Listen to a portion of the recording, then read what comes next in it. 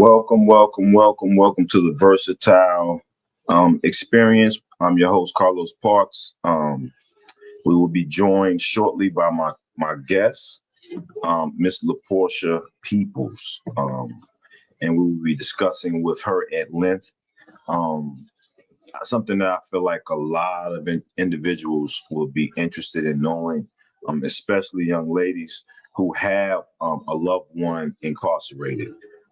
Mrs. Peoples, and I will let you tell. I will tell you more about her once we add her to the stage. But she's been in a prison relationship, right? She's been involved in a relationship with an individual who has been incarcerated for quite some time. For over a decade, he's been incarcerated for going on 16 years, if I'm not mistaken. And I don't know how long she's been riding with him during this journey, but she doesn't plan on going anywhere for the foreseeable future. And she will be there as an advocate for change, right, and justice for Rivera Peoples. And I will let her tell you more about that as soon as we bring her on. She's having some technical difficulties getting on, but she will be on in a second. In the meantime, if anybody's interested in joining our show, being a guest on the show, please contact me. I think I have the email and the phone number going along the bottom. My name is Carlos Parks, and my podcast is meant to be different. We don't want to talk about all of the negative things that are taking place, and this is not that type of a podcast. It's more about telling our stories, the stories of people from the Black diaspora, right? That wouldn't get out on larger networks, and I won't say any of those larger networks, but they just won't tell our stories, or they don't find our stories interesting, told by us. They like to change the narrative. Um, yeah, so now we have a network, Fifth Sun TV, where you can tell your stories. Where we would talk about, we would show the documentaries of individuals who have been wronged by our criminal justice system, or in some other way. This is what we focus. That's what we look to achieve on Fifth Sun TV.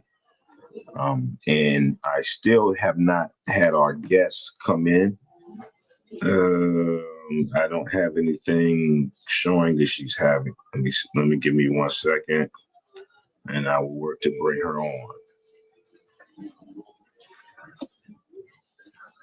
We are live. I really need her to check in. I asked her to come on 10 minutes early so that we wouldn't have this problem. Could you please expedite her coming on? She's my only guest. She needs to come on ASAP. Thank you. Yeah, so we're working to get her on now. I'm married. I don't know how many other people are married on here, but my wife is never on time. So I'm pretty sure. Yeah, I kind of expect it with the young ladies. They want to get their face done up right and everything. Right, hair has to be right.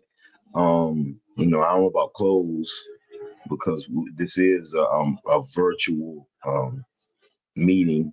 Like, you don't know if I have anything on under this shirt, but she will be on shortly. I sent her the link, and in the meantime, let's talk about, I guess, current affairs. No, we're gonna talk about the criminal justice system and what just took place in Nashville, Tennessee. Nashville, Tennessee is a breeding ground for injustice, right?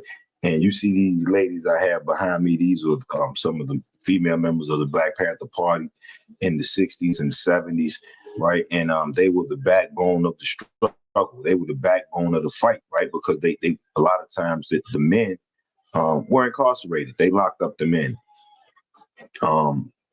And there are men right now from the Black Panther Party who are still incarcerated today, right? Despite us knowing that at that time there was a hugely compromised criminal justice system.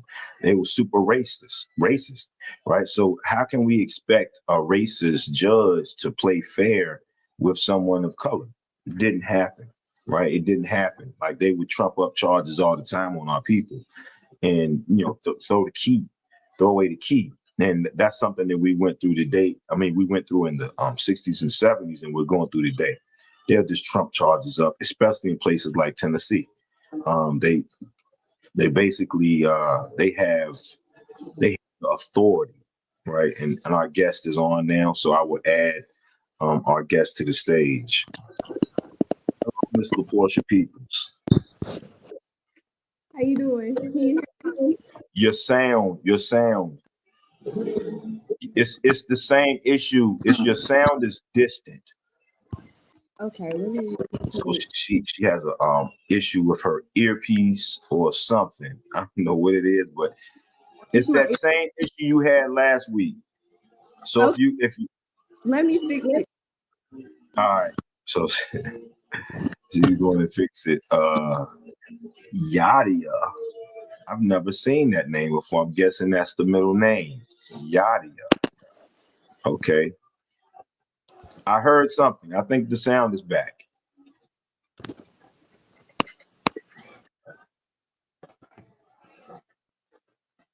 I hear her hitting keys, but all right, so like I was saying, man, they're not gonna play fair with us. We understand that.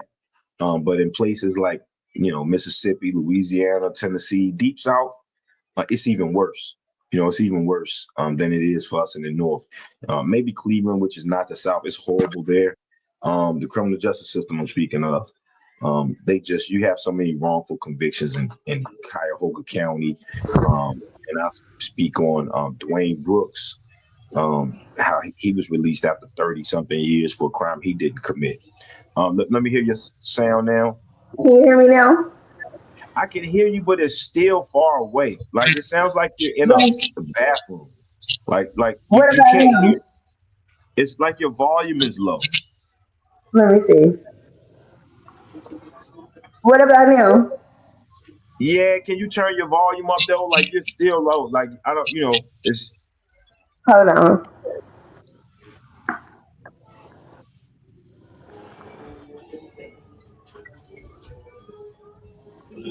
yeah. But Dwayne Brooks, he was released about 2 years ago from Cuyahoga County after 30 plus years of incarceration. How Didn't about commit. now? It's about the same, the portion, but we're gonna work with that. We're gonna work with that. Okay. We're gonna work with that.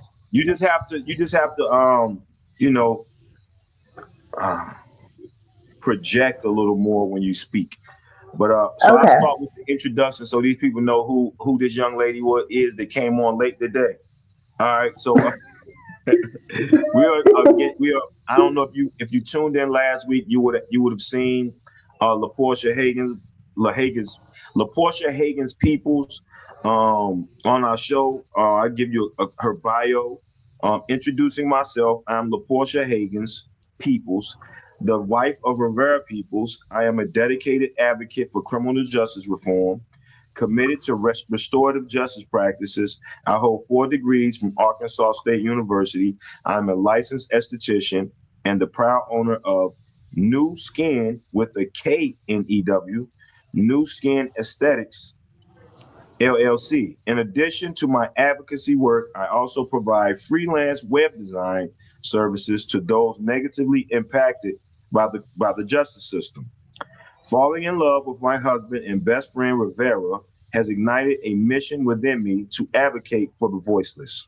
The persistent issues of wrongful convictions, which I was just speaking on, and harsh sentences in our community drive my passion to use my energy, strength, and prayers to stand up for those affected by the justice system.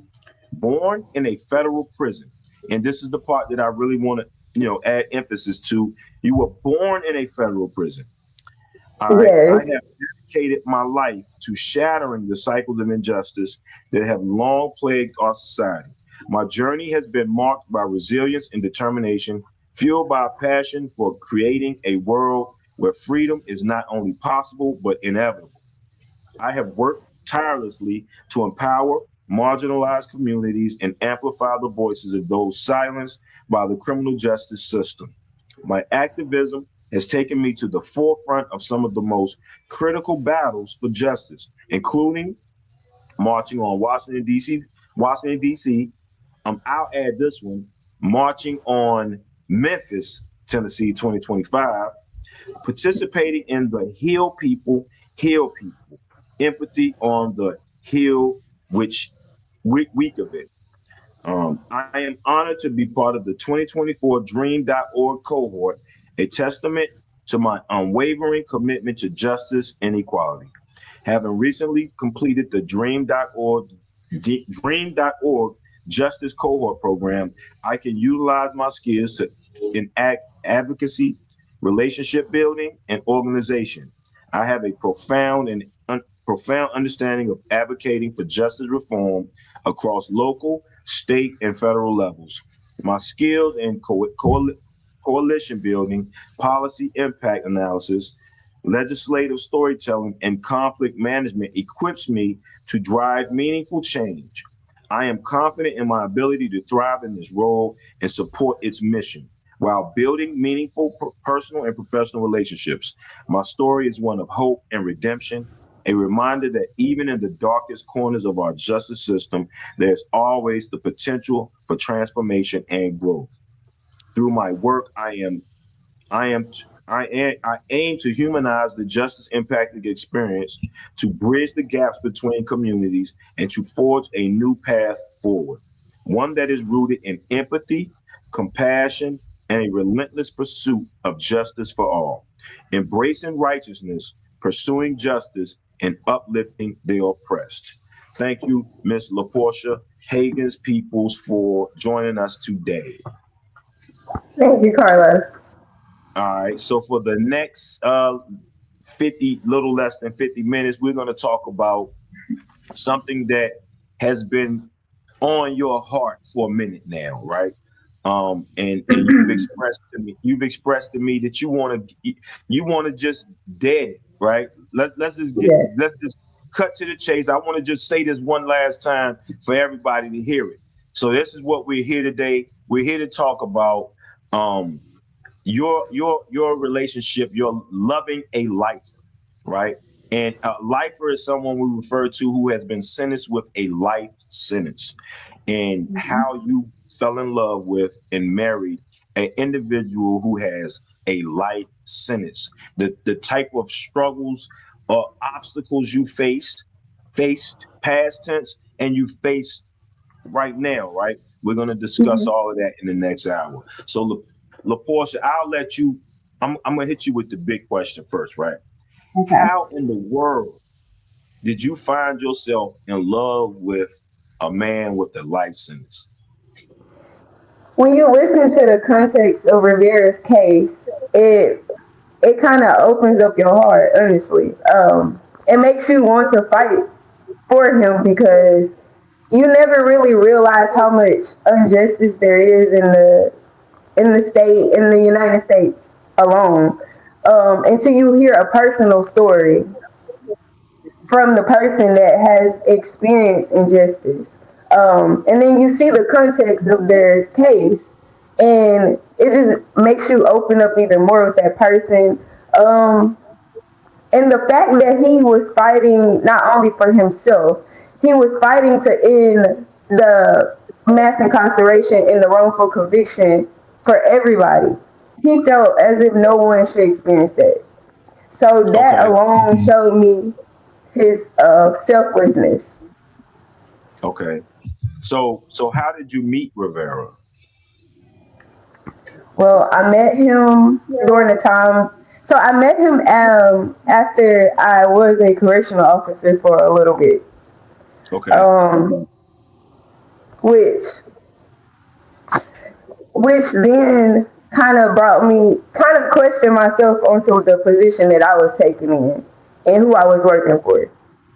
all right. That's so knowing that you were born in federal prison, that means Hmm. you had a mother who was in federal prison, right? Yes. And how did you come to find yourself working in a prison as a prison guard? And coming from that situation, was it curiosity? What was it? What made Laporcsha go and fill out that application? So my original plan was to attend law school. I wanted to be a criminal defense attorney, which I will Mm-hmm. be. Um, I needed to know how it feels to be inside, not only in the classroom. You can't say you understand what's going on when you only read a book. Now, don't get me Gotcha. wrong, reading a book, you gain a lot of knowledge, but you Mm-hmm. really don't know what's going on unless you're standing in the belly of the beast. Got you. Got you. So I kind of suspected that, right? Mhm. Being that you were born in a federal prison, you probably had a lot of questions, right? And then subconsciously, your questions had to be answered. You had to know what it was like for your mother to sit in that prison, right? You had to see what it was like firsthand. So but even before you answered the question, I kind of went through my mind like, how did she become a CO? Because she wanted to know what it was like. She wanted to experience it, and she didn't want to go catch a charge to experience it. So here's another way I can go inside these walls. I can fill out this application. And Right. when you filled out that application, right, knowing your perspective, how did you see this prison and what prison were you at? And give me a little idea of what you experienced. So my first notion is, let's just be honest. When I was in college, sitting in class, I never thought I would go work at a prison. I've Mm, heard so many things. Matter of fact, my criminologist teacher was a warden from okay. Chicago. Yeah. Yes, he was a Okay. warden from Chicago. And of course, I heard many stories. Mm, What brought me is this. I saw how many people were incarcerated, but they never committed the crime. yeah. Okay. Um, I heard so many stories about prisons and the prison riots and what goes on inside of the prison, but I never heard what the staff do to the actual individuals that are in there. I never Mm, hear how they mistreat them. I never hear how they treated them like animals. yeah. They treated them worse than the judge that sentenced them. Mm, So me, I wanted to know. I wanted to see the other side. I wanted to see what they put smoke screens in front of. okay. So that's what brought me to work at Trisdale Turner, which Okay. is the worst prison in Tennessee, the most Mm, dangerous prison. heard. Um, Mm, let's just say I went in with a mentality of I can make a change. No, yeah. Got you. you can't. That's a fight. Yeah. So a lot of the officers, some of them might go in with the mindset like you, right? But they end up becoming a Mhm. part of the culture as opposed to changing the culture. How were you Yes. able to be different? And how did the officers look at you because you weren't, playing ball with them? You weren't a part of the Mhm. game. It's called ethics. It's called they're human just like me. I had a Mm-hmm. little brother. My brother was locked up at the time that I decided to take on this role. I didn't want people treating my little brother the way I saw them treating other Mm, officers treating individuals. Because I don't like seeing inmate. I don't like seeing offender because they're still a human. yeah. The judge already gave them their time. It is not my duty to do the same thing. Got you. Yeah. When you take on that role, do you not know that that role is to protect them, to make sure Mm, that they're okay? That's not what they actually train you inside of prison. They don't train you to do that. They train you to call them inmate. They say call them hey inmate. Um, they train you to treat them as if they're just not worthy of being called a human. Let me just say that mm, much. The got goal you. is to dehumanize them mentally and physically. And Mm, it's our role as a correctional officer to keep them in that box to say, hey, you know what you are. Yeah, got you. So that's what you learned fast. Oh yeah. Yeah. So being that you weren't willing to do that, how did the other officers treat you? They whew, they were very suspicious. How about that? They were very, Okay. that's the best word. They were very suspicious because I gained so much respect from individuals because Hmm. I treated them like they were human. I didn't Got you. disrespect them just because I got authority to disrespect them. I didn't make up things and say, "Oh yeah, you did this," and write them up just because I know that my word gonna stand before theirs. Got you. And that's Yeah. what I saw a lot. I saw a lot of officers do that.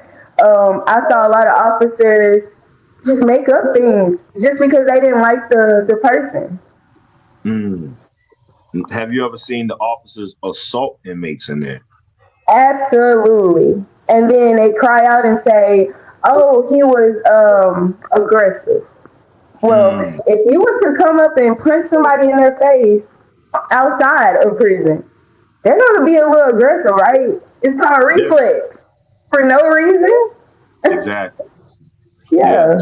So there's another scenario that takes place in these prisons, and I know it's prevalent in prisons like Rikers Island, right? Where Hmm. because the officers are in a position of power, a lot of the inmates or the convicts or whatever they call them in there, right? Um, Hmm. kind of do things for the officers, right? So if I Hmm.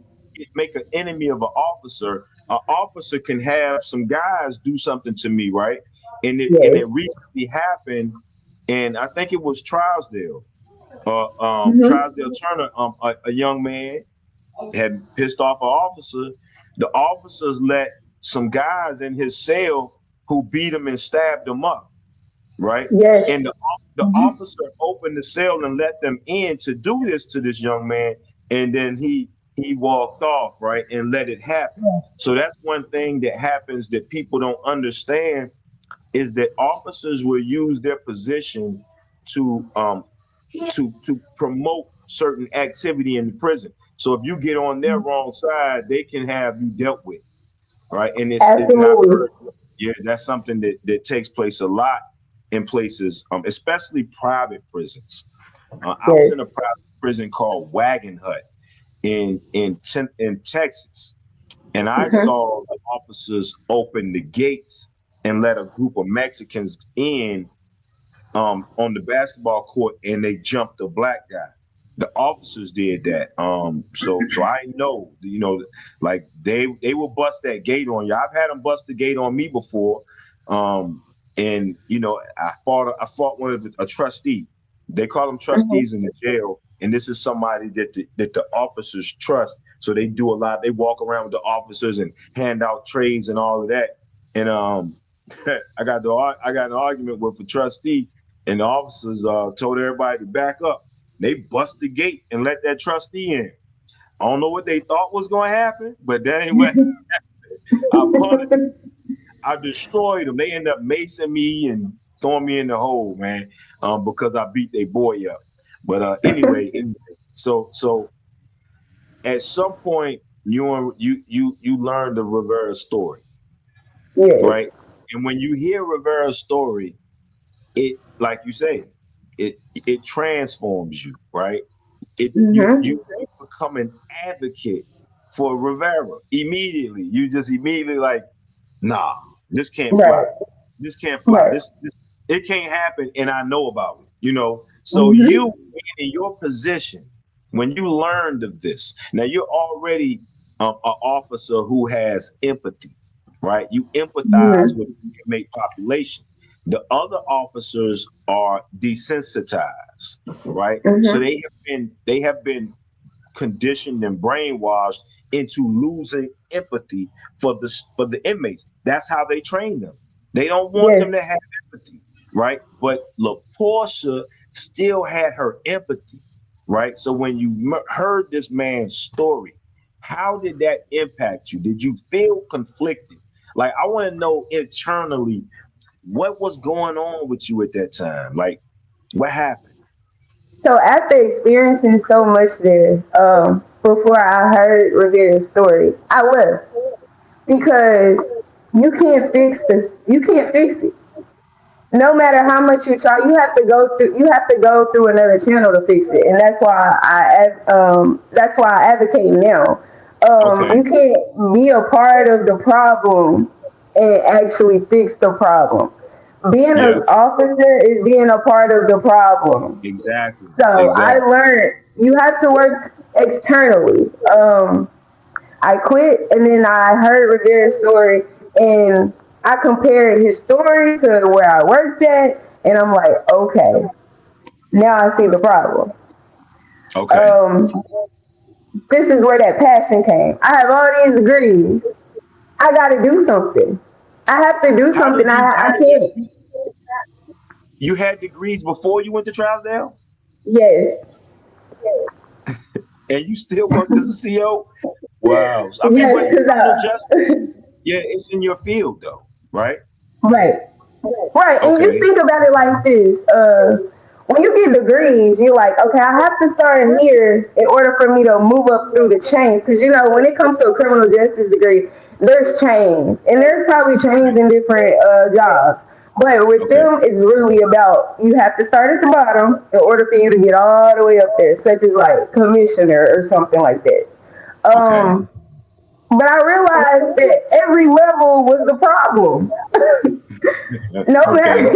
what level you reach, you're still going to be a part of the problem. So you have to work from the outside in order to actually abolish that problem. Got you. Got you. Yes, All right. So actually, like you becoming a CO was almost like a case study for you. yes, It was yes, almost like a case study for you, right? So you had to get some hands-on training. So now, being that you completed that, that puts you at the bottom rung on the ladder. So you still got more steps to go up on that ladder, right, right? But that was a start for you. And right. how long did that last? About 2.5 years. Okay, at About two and Tris, a and half years. you had Tris there the whole time. Yes, yes. Okay, wow. So I can imagine you saw quite a bit. Oh yes, I saw a lot, including officers unlocking doors, walking out of units, and allowing other inmates to go in and beat up other Got individuals. you. Got you. Yeah, I've because seen that a lot. Trousdale was very is very gang it's filled with gangs, right? So Yes, some of the officers gang members too? absolutely. They even have the Wow. tattoos, and the administration is aware of it. The only Yeah. thing you have to do is tell them, "Hey, yes, I have a tattoo, and I was a part of a gang at one point in my life." But does that mean they're not anymore? Yeah. Got you. Got you. So I could see how that would weigh in the favor of certain organizations inside, certain gang Right. organizations. All right, got you. We're streaming live to Facebook and YouTube and Fifth Sun TV. So I want to give a shout out to Fifth Sun TV, the platform that we're using. So we're live on Roku TV. People can download it if you have a Roku device. You can download it. You can see more interviews like this on my show.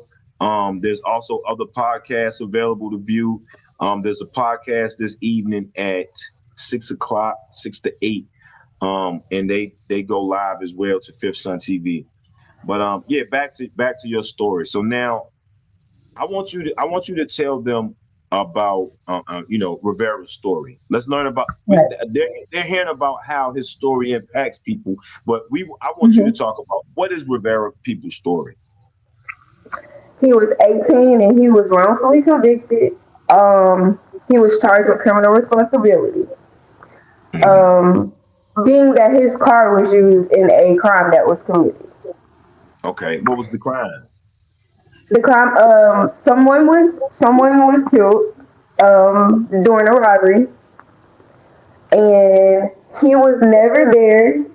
Just so happened his car was a part of the crime. He wasn't present during During the crime, he was nowhere in the vicinity. Right. um, but the biggest thing is this: the system knows that an 18-year-old doesn't really know their rights, right? Mm-hmm. When they know that, then they look a little deeper. They see, oh, well, their family is not this, hierarchy family that has money growing on trees. Okay, Yeah. so we're going to give you a public defender. So they give him a public defender that never came to see him, not one time. And Mm. then on top of that, the attorney that they actually appointed to him was a traffic stop violation attorney, not a criminal attorney, a DUI attorney. Has Wow. no experience in the criminal courts at Mm. all. Then they put him in the courtroom, and the attorney walks in. The first time Rivera ever laid eyes on this man. It's like me getting on this show and you've never met me in your entire life. Yeah. Yeah. Now imagine a person coming in to defend you for your life, and Yeah. they don't know you from A to B. You have to do your homework. If I have a guest on the show, I have to go find out who this person is. Why would I have them on the show? What's unique about this individual, right? I need to know their story, right? So I know that about you. I know your story, right? And anybody I've had on my Hmm. show, I have to look them up.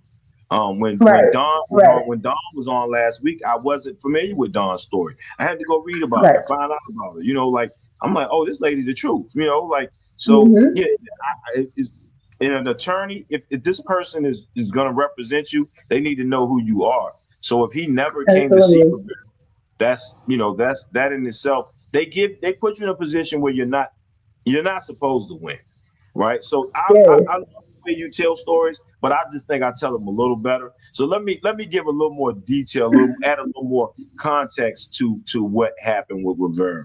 Rivera let his older brother use his vehicle. They came from somewhere. I forgot where he said the mall, something. They came from somewhere. He and his Hmm. brother and his child. Was his son? It was a little child, right? Yeah, I think Whoever it was his son.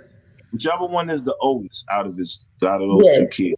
But he let his older brother use his car. Who hasn't done that? We let our siblings use our vehicle.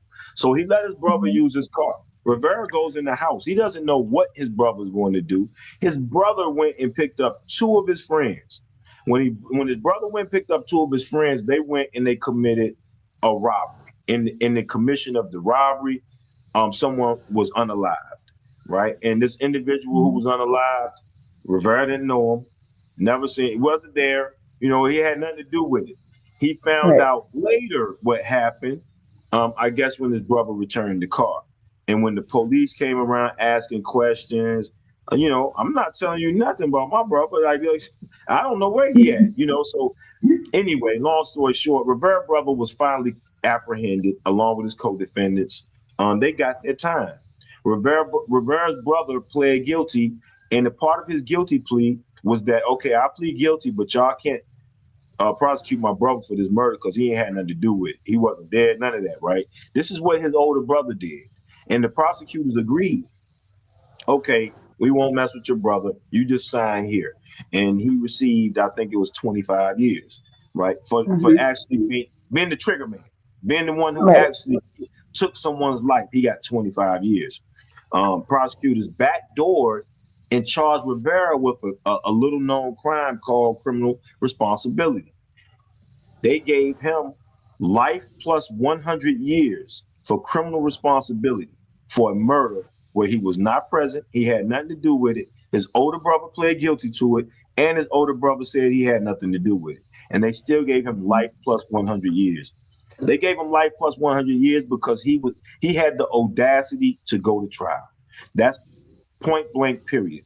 And in the state of Tennessee and many other states, if you go to trial, you cost the state or the federal government money. And for costing them money, they want to make an example out of you to scare everyone else and deter them from going to trial. So they gave him this crazy sentence, one because they could, like Hmm. they don't respect his family enough to think that they will fight for him, right? So they gave him life plus 100. Then they gave it to him also because they want to scare everybody else who's coming from behind. Anybody else who goes to trial, they're gonna think about, man, they gave Rivera life plus 100. Man, I'm taking the plea. Right. So this is Mm-hmm. one way. This is one way that they convince our young males and our young females to take pleas, is because they use people like Rivera to basically crack the whip on. You know, they're the example. That they do what they call buck breaking. They Yep. breaking the young bucks, and they doing it in front of everybody. So that's why I became a part of the case. But I'm not in love with him. You are, right? So how Mm-hmm. did that relationship grow? Well, the passion, the passion behind him fighting to get home, the passion behind him wanting to change, make a change for not just only himself, but for everybody. And the more Okay. and more I actually learned about him, the more I realized how this is continuously happening all across the United States. Um, his his story is not something that you always hear about. Like, I can Yeah. tell you this, I done sat in every class that you could have thought about for criminal justice. I've never ever had a conversation about wrongful convictions. I'm talking college level classes. Wow. So yes, it's like it's unheard of in the language of in the language of criminal justice. Um, and he just opened my eyes to a whole nother side of the justice system that I could not go to class and learn. And his Yeah. passion behind fighting to get home to his children, fighting so that this does not happen to anyone else. And the fact that it happened to him at 18 years old, it also brought me back to think about my little brother, how I watched him go through the system, how we went through foster care system, and he's like 2 years younger than me. He went through juvenile. He went juvenile systems. He went through group homes. They felt that a little black boy only way of making it is to continuously put him inside of institutions. And Mm, I saw the passion in Rivera's eyes that I'm not meant to be in an institution. I'm meant to be out here. The got you. system has told me and everybody else that I'm meant to be here. And the fact that he had the fire behind his eyes to say, I'm not what they say I am, Mm. that right there is kind of hard to walk away and not actually fall in love with somebody.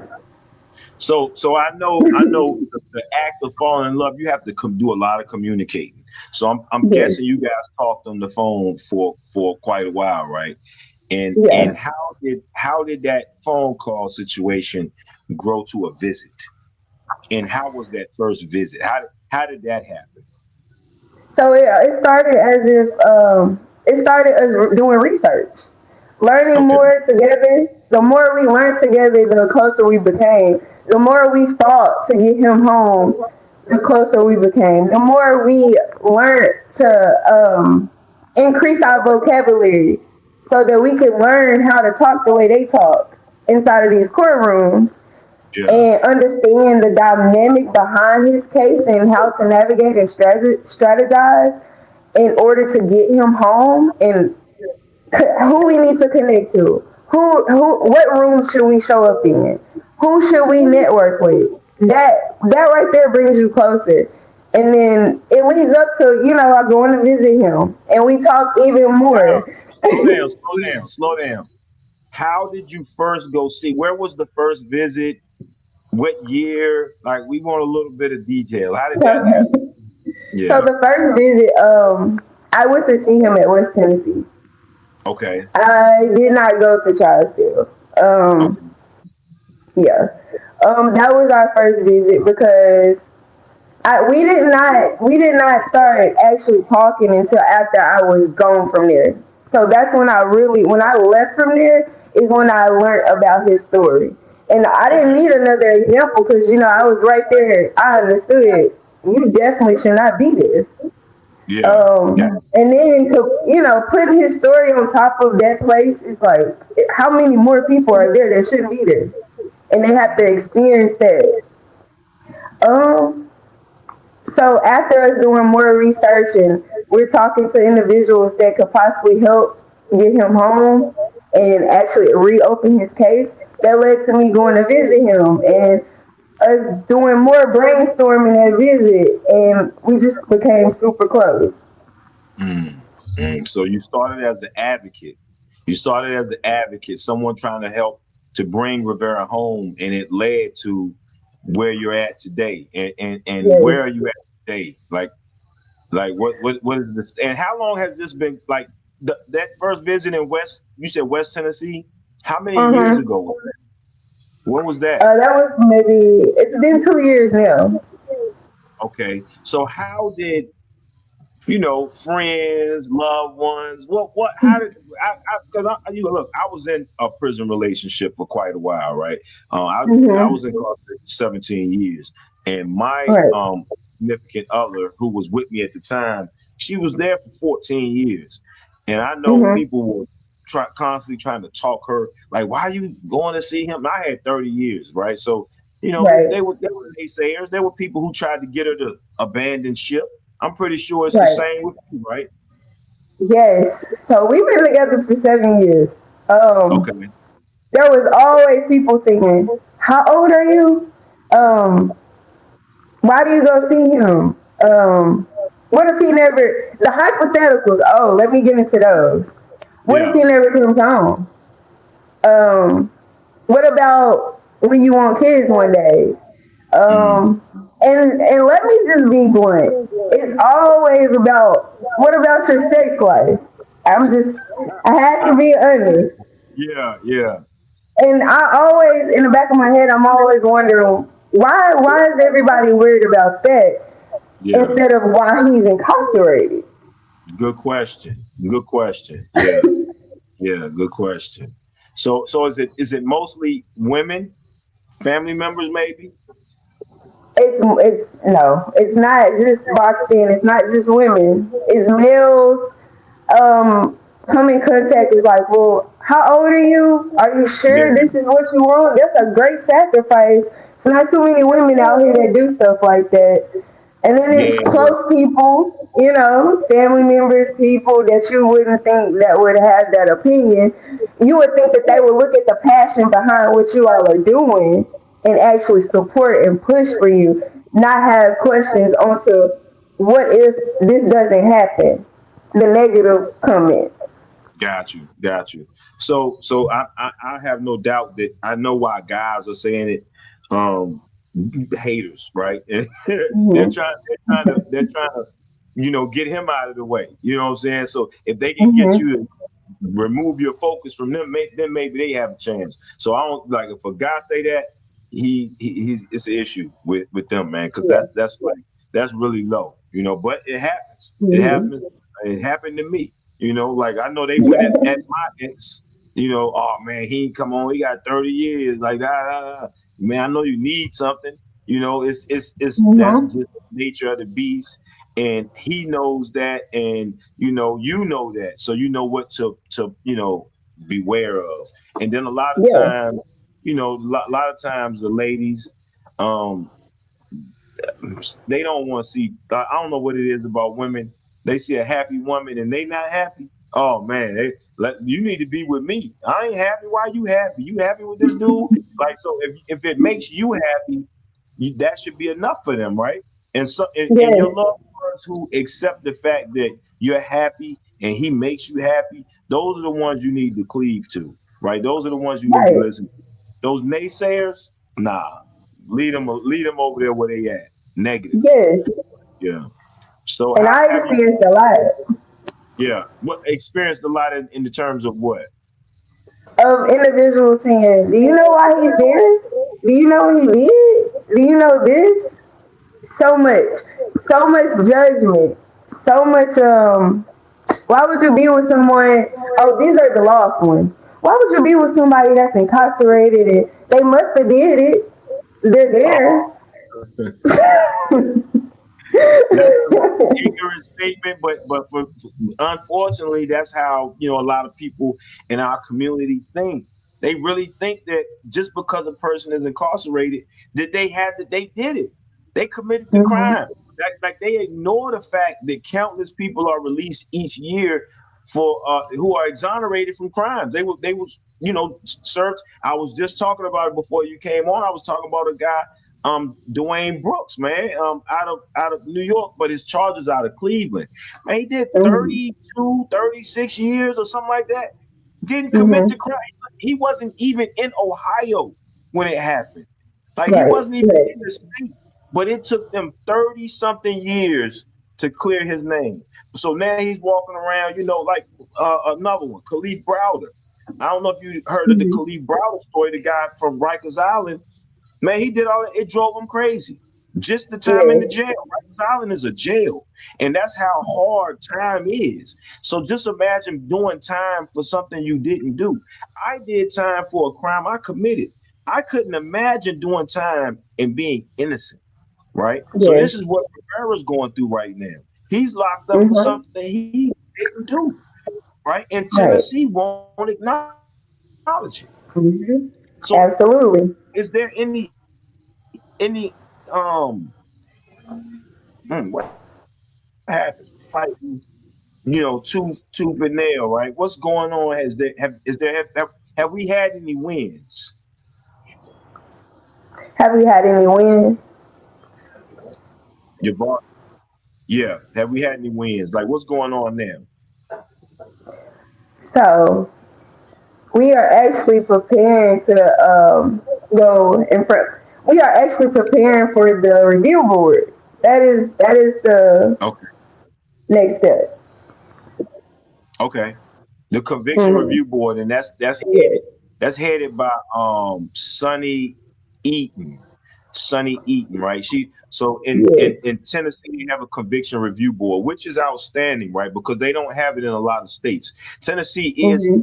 they do have a conviction review board because they have so many people who are incarcerated for crimes they didn't commit. So now they have to basically Right. self audit their criminal justice system, right, to make sure that they haven't Hmm. missed anything. And the conviction review board reviews cases that are in question.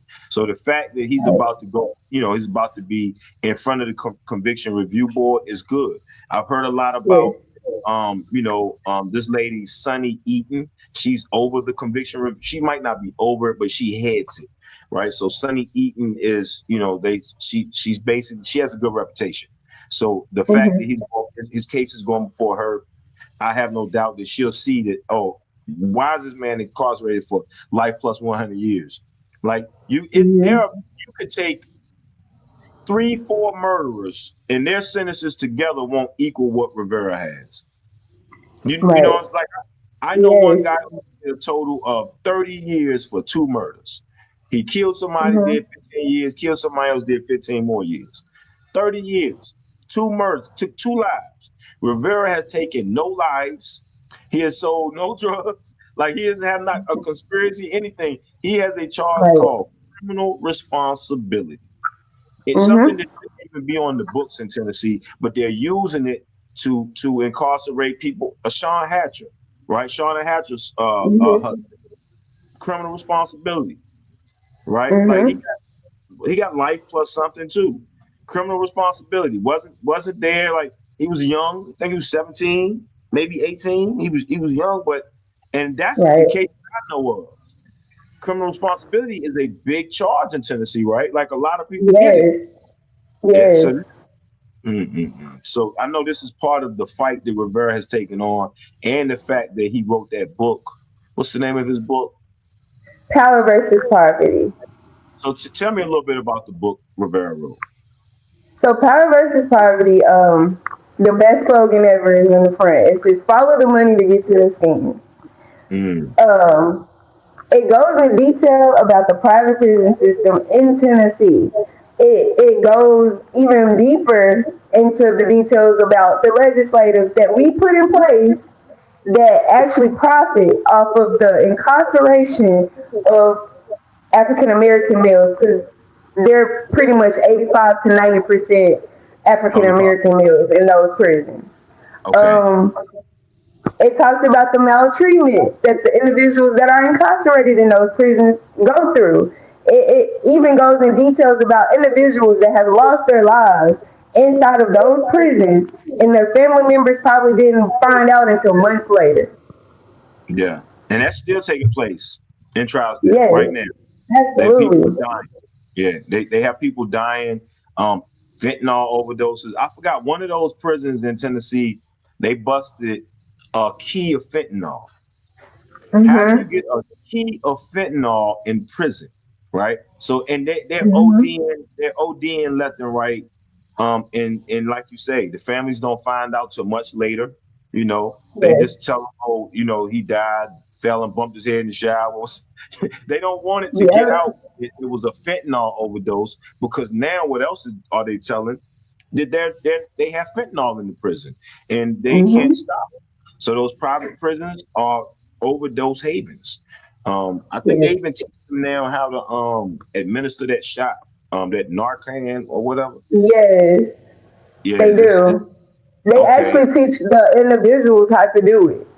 Say if one of Wow. your cellmate has overdose, Yeah. they teach them how to do it now. Okay. Yeah.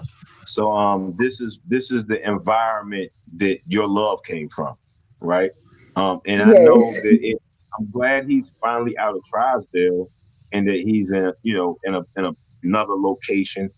Is he still in a private prison or is he in a TD? Is he in a Tennessee the prison? He's not in a private prison anymore. All right, got you. Well, yeah, that's good. That's good. Well, I don't know how Yeah. much better it is. He's still in prison for a charge that shouldn't be on the books for a crime he didn't commit. And Mhm. if people want to find out more, they can look up Rivera Peoples and they can order his book. His book is called Power versus Poverty, and I think you can find it on Amazon and anywhere books are sold. You just look up Yes. Power Poverty. He's working on a documentary currently. The documentary will be out soon. Well, I don't know about soon. Once he gets everything in there that he wants, right? And you can Right. contact, um, you know, where can they find you at, Laporcia? They can follow me on Instagram under Really the Realist, or they can type in Laportia Nicole. Okay. All right. And one other thing, right? I know this isn't a part of being in love. And I keep wanting to say Love at the Lockup. There's a TV show that my wife watches. It's called Love at the Lockup, right? And Mhm. hopefully that'll be you guys one day, right? That will be your story, Love at the Lockup. Even though your love Yeah. took place before the after part, the after lockup part, Yeah. I can see you guys, and what would life be like when revert? Because they're gonna bust the doors, right? Right. Does he have a home plan? I know he's coming to your house when he comes home, right? You two are Yes. you two are married now, right? Yes. Okay, We so are. he's coming home. Oh yeah. He's coming. So he has somewhere to go then. Yes, he does. Okay, all right, got you. And I know Rivera will be a positive, um, you know, a member of society, right? Contributing member like myself. Absolutely. I've been home now going on 10 years. And I see it in Rivera and I see it in individuals like Bo Peep. What's Bo Peep name? Quentin Sanders and Yeah. D'Lo, Kenneth D'Angelo Thomas, and Brother Ali. And I see these brothers, right, and they're working on um, changing the world right now, right? They have an Yes. organization called Inside Out Outreach Consultants Incorporated, right? Which I think Right. you are the president, right? Or what is your role? Vice President. You are the vice president, and I am the distinguished director of communication, right? Because I love to talk. Yes. And this is a nonprofit that has been established by individuals incarcerated, right? A Hmm. nonprofit. This you want to tell us a little bit about Inside Out? So Inside Out actually started from individuals that are inside. Mm-hmm. Um, they basically give us the grassroots of what's going on in there, That way we can better facilitate out here for them. And then Okay. we take our resources and put that together to give people insight on what's really going on instead of what they see put on the news, which is smoke screen or it's watered down what's really going on. Fake news, Yes, like absolutely. fake news. And Inside Out is also, a part of the fight from inside. Like this is the unique thing about this Mhm. organization is that they are helping to ignite, right, in these different cities and local in Nashville and Memphis primarily. It's about to move to Knoxville and you know all the cities. I don't know all the cities, right? Yeah, Jackson, Tennessee, and Jackson. um, Hmm. I forgot it's another one, right? But Inside Out is growing, so they will be doing, participating in a lot of the movements that are coming in this year to come in Tennessee, right? Starting in Tennessee. Yes. But just remember that name is called Inside Out Outreach Consultants Incorporated, and it's a nonprofit Yes. about to be a 501c3. We're looking for people who want to join in on the fight, help to support the guys who are members. Yeah, so that's Hmm. one of the positive things that Rivera is a part of, that you are a part of, myself, and Yes. quite a few other um, people who are instrumental in the fight for criminal justice in Tennessee. We have a few Hmm. more minutes left, right? I know Inside Out was a part of recently something that took place in Nashville. Briefly Hmm. tell me a little bit about what took place. I saw the press conference, but I wasn't able to be there. What took So place? it was actually like an introduction onto Okay, who we are and what our mission is and what our focus is. okay, Is to bring a space for individuals that are inside that they can be a part of something that is fighting on the outside for them. got you. Um, so it's growing. It's gonna grow. It's gonna be big. So these guys don't want to just sit on the bench. They want to be a part of the fight. Just because they've been Yes. removed, and they want to be a part of the fight. And we are helping to facilitate that, right? By creating Yes. programs, by pushing legislation. And that's what we were doing in Nashville, helping to push legislation through that would help not just the individuals incarcerated, but their loved ones. There was a bill that they Yes. pushed to help get individuals housed closer to their loved ones, right? Because we Hmm. want to continue to strengthen those relationships and not put a strain on them. It's already bad enough that they're incarcerated. So if you can get them closer, and I think this is legislation that was close to Sister Jada X, right?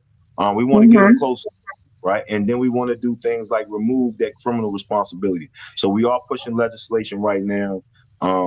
Inside Out is definitely impacting the community already. We participated Absolutely. March on Memphis. We had a gang summit at Dr. Carnita Atwater's Museum in North Hmm. Memphis. So this is just a little bit. This is just a peek, right, at what Inside Out Yes. has already done and will be doing. So you will be surprised in the days to come. But I'd like to Right. thank you, Laporcsha Hagen's Peoples, for your time, for sharing, for being transparent, and telling us, about your relationship and how you are able to sustain a relationship while the individual is incarcerated with a life sentence, life plus 100 to be specific. Again, I thank you. For everybody who's viewing, go follow LaPortia Hagens on social media, on Instagram at, say it one more time, Really, the realest. Realer the Realist, and on Instagram. And is that the only social media? Facebook, Laportia Nicole. All right. Well, we will see you again next week, same time, same place. Thank you for joining the Versatile Experience. I'm your host, Carlos Parks, and I have nothing left to say. I stole that from Sway.